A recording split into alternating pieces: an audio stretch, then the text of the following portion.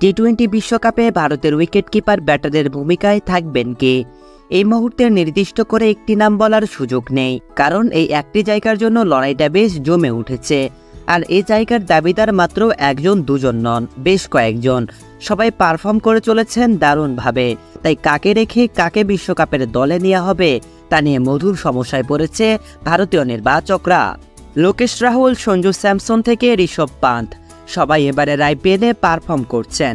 নিজের শেষ আইপিএলে পারফর্ম করে আলোচনায় এসেছেন দীনেশ কার্তিকও। আইপিএলে খুব একটা ভালো করতে না পারলেও ঈশান কিষান ও জিতেশ শর্মাকেও ভুলে গেলে চলবে না। সব মিলিয়ে উইকেটকিপার ব্যাটার হিসেবে কে বা কারা বিশ্বকাপে যেতে পারেন তা নিয়ে চলছে বিস্তর আলোচনা। একদিন আগে আইপিএলে রাহুল ও স্যামসনের মধ্যে নীরব একটা লড়াইও চলেছে বলা যায়। সে লড়াইয়ে লেটার মার্কস পেয়েছেন দুজনে। লখনৌর হয়ে রাজস্থানের বিপক্ষে 48 বলে 76 রান করেছেন রাহুল। এর জবাবে রাজস্থান অধিনায়ক স্যামসন 33 বলে 71 রানের অপরাজিত ইনিংস খেলে ম্যাচ জিতিয়ে মাঠ ছেড়েছেন।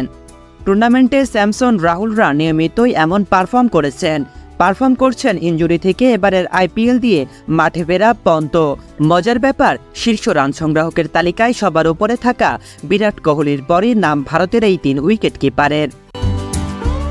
স্যামসন 9 ম্যাচে রান করেছেন 365, স্ট্রাইক রেট 161, গড়টাও দুর্দান্ত 77।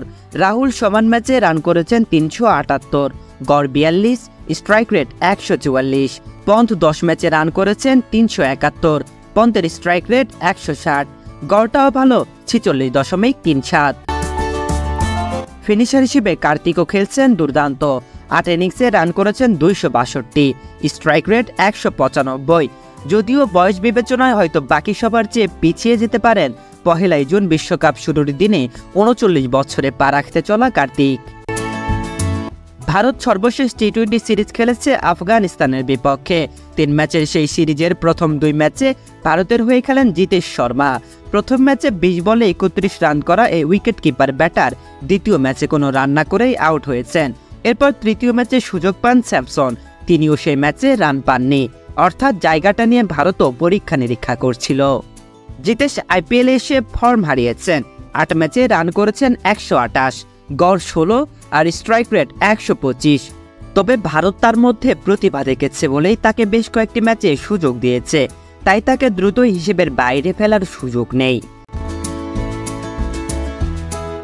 ঈশান কিষান অনেকদিন ধরে ভারতের টি-20 দলে খেলছেন। 32টি ম্যাচ খেলে 25 গড় আর 125 স্ট্রাইক রেটে করেছেন 796 রান। সুযোগটা কাজে লাগাতে পারেননি খুব একটা। সঙ্গে এবারের আইপিএলে অনেকটা নিশ্চুপ তার ব্যাট।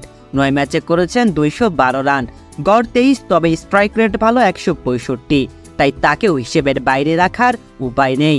সব মিলিয়ে টি-20 বিশ্বকাপে ভারতের উইকেটকিপার ব্যাটার হিসেবে কে যাচ্ছেন সেদিকে নজর সবার।